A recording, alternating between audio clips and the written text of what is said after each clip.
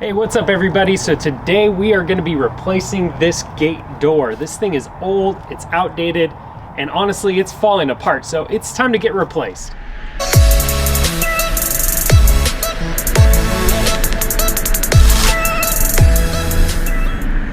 So first things first, we got to take some measurements. Now I've already done that. It's a 31-inch width. And then I'm gonna go to the top of this brick wall with the new gate, and that's gonna give us a 63-inch height. So now with our measurements, we can go get our materials and get to work.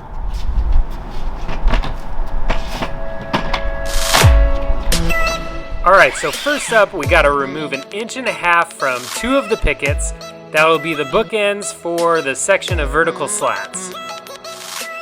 So now you're sitting at home thinking to yourself, wait, I thought he was making a 31-inch wide gate, and that looks like it's a 5.25-inch cedar picket. So 5.25 times 6 boards is 31.5 inches. He should only be removing 1/2 inch. He must be terrible at math. Now we're gonna take 5 boards and cut them straight in half. These are gonna be what we make our gate frame and the middle bracing supports out of. The frame is going to be cut to the exact 31 by 63 inches that we want our finished gate to be.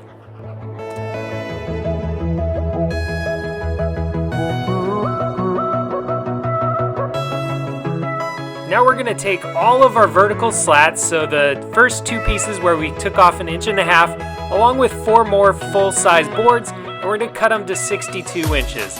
Our final gate size is 63, but this will give us about 1 inch of wiggle room for any type of issues, just in case. All right, so I've mentioned quite a bit of taking off extra material, and the reason why we're doing that is because essentially what we're doing is building a sandwich. We're gonna have a frame on the front and the frame on the back. Those are gonna be the exact dimensions that we want, so the 31 by 63. But those slats in the middle, they're gonna be sandwiched in between and really hidden. So we don't want them to be the exact size of the gate, because then any inconsistencies can cause us a problem. Last up, we're gonna cut the pieces that we need for the frame. So we're gonna take the material that we cut in half earlier and start cutting the exact dimensions of the gate. So I'm gonna start with 4 pieces at 31 inches. Those will be the top and bottom for both the front and back side.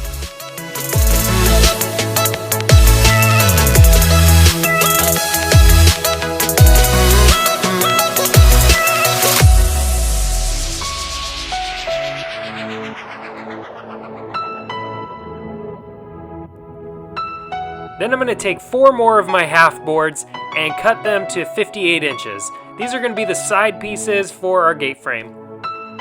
Wait, but why 58 inches? Now these 2 together are 5 inches right here total, 5 inches right here total. So I need 63 inches tall. So 63 minus 5 is 58. Math. Well, there you have it. We're not going to totally escape math in this project. We're trying our hardest, but inevitably we're going to have to measure something a little bit more precise, and here's where we got to do it.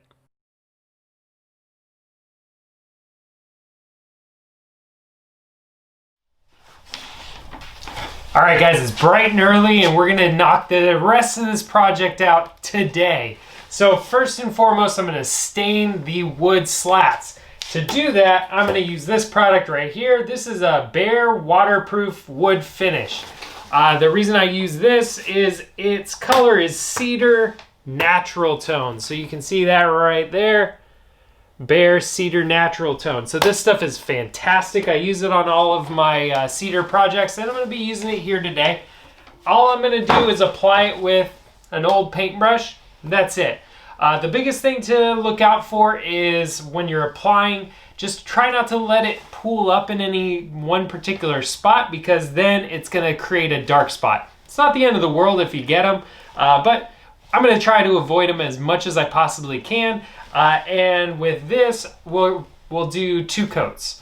So the first coat, we're going to apply, let it dry, and then come back and do a second coat. And that'll be done, but we're going to do it to all the sides, so it does take some dry time in between, but that's why we're getting started real early today. Now, one quick side note before we jump into the project, I realized that I am not wearing paint appropriate clothing, so I'm gonna run, change, and get some old clothing that I don't really care about if I get a little bit of stain on it. So I would do the same if I were you too. Don't wear nice clothes. It's always a good rule of thumb when you're building things. Okay, so yeah, I suppose one may say that I'm a bit over-prepared for keeping my clothes clean, but I don't know. I feel like I could do better.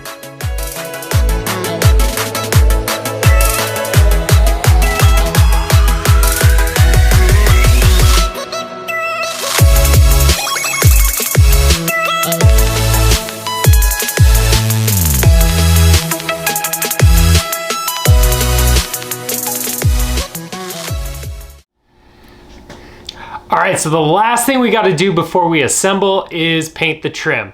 But I learned on the last gate that I built that just putting paint on there is not a good idea.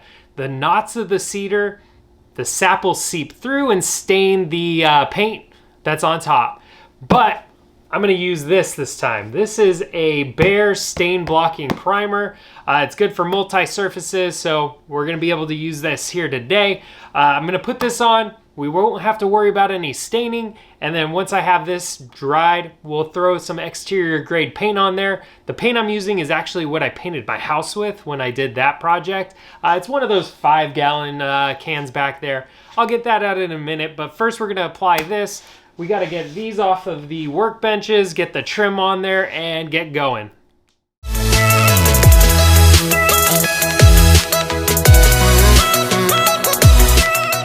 Well, I figured out there's a hood on this thing, so now I suppose I'm sufficiently over-prepared. Over-prepared and clean, that is.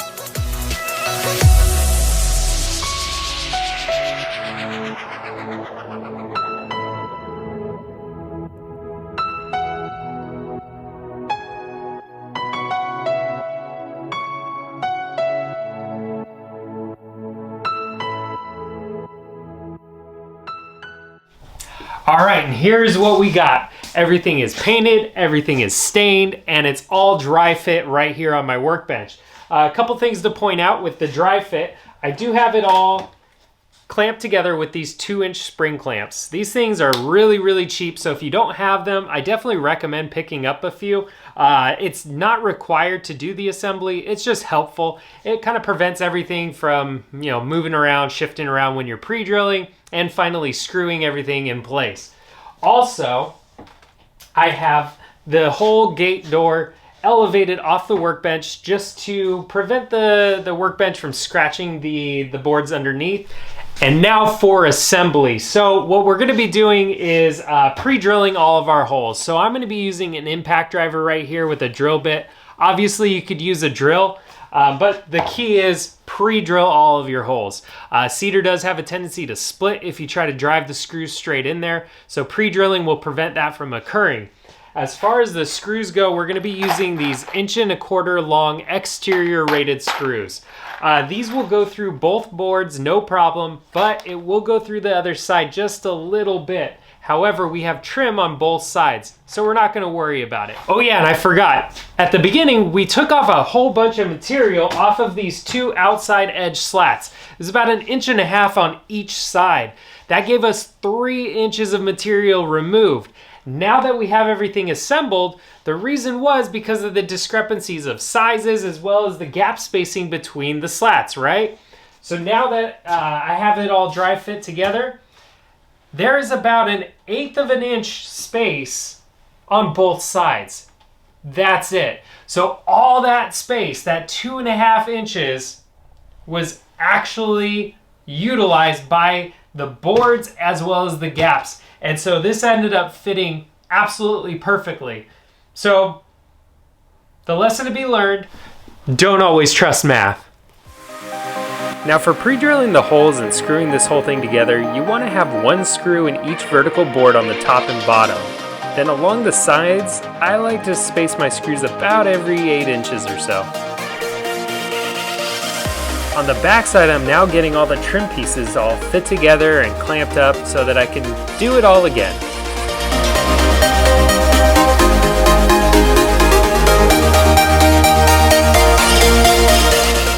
Now when I'm pre-drilling these holes, I'm going to be very careful not to place them in the same spot as the other side. You don't want a screw going into another screw. I don't know if you know this, but it won't work. All right, my friends, here we have it. We have an assembled gate door, but we're not done just yet. So the middle of this gate, these slats are a bit weak. They're also not level with one another, so what I'm gonna do is add some cross braces just to give it some extra support here in the middle, level some of that out, but I'm also gonna place them strategically where I plan to install the gate hardware.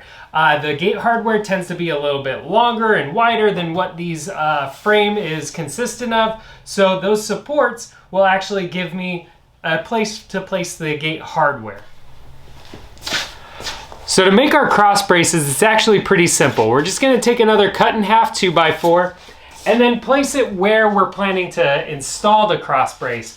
So for mine, I decided to do a 10-inch space at the bottom, 10 at the top, and then a brace straight in the middle.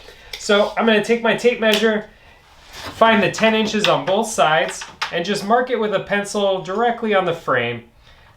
Obviously this is pencil, so it's gonna come right off, so it's no big deal that I'm marking up the white frame. Worst case scenario, if I scratch anything, I could always just repaint it again. So I got the 10 inches, I line up my board. I'm just gonna mark on both sides against the frame. And now I have my marks on the board that I'm gonna cut. So I'm just gonna get this all cut out, do it a few more times, stain it, and we'll get it installed. I'll be right back. All right guys, we are ready to go. I got 3 for the front, 3 for the back. Let's get these put on, and then we can mount the gate.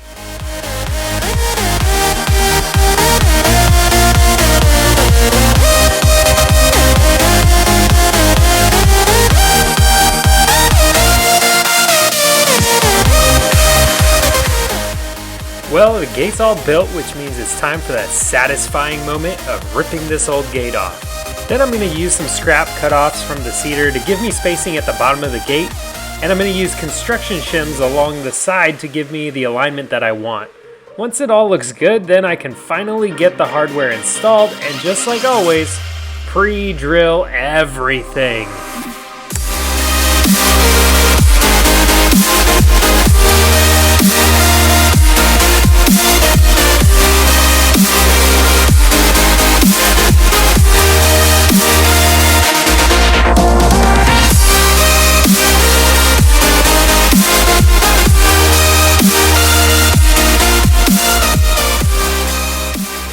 So when we were installing this hinge, this screw in particular, it's stripped about halfway through.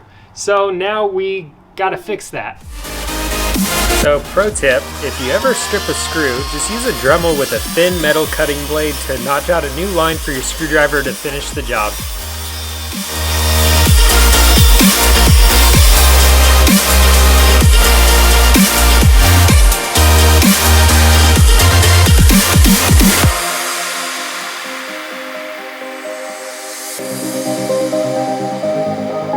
And yes, the middle screw on the bottom hinge did the same thing.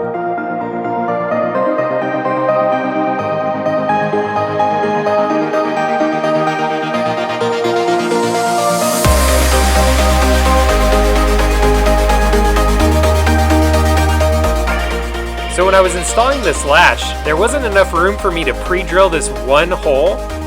And when I went to put in the screw, it just would not bite in. And I kept dropping it over and over and over. And I just let it record because I wanted to see how many times it would finally take before I could get this thing done.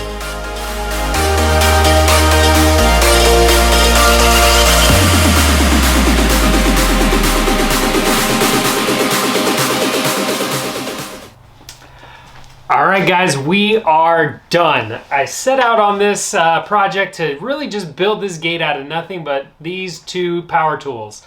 I got my impact driver and my circular saw. Mission accomplished. Now, unfortunately, by the time I got everything put away and the gate installed, it's now dark outside. So I wasn't able to get any video of the installed gate, but don't worry. Tomorrow I'm gonna be filming that so that I can show that to you here in a minute. But I wanted to take the opportunity real quick to let you guys know that this is the first time I've done a YouTube video. I'm hoping to do a lot more in the future, but I would like to get some of your help with that.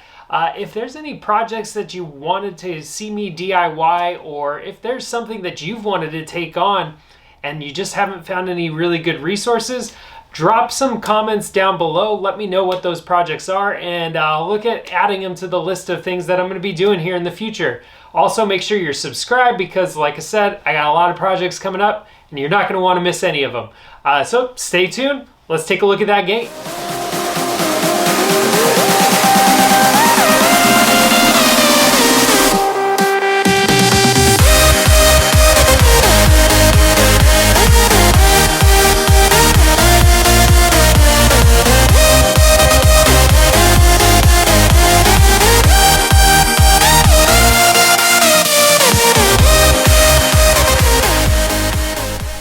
All right, and just like that, we're done. I got a new gate installed. I got rid of the old one, and really, it took me probably 4 days or so to get this thing all knocked out.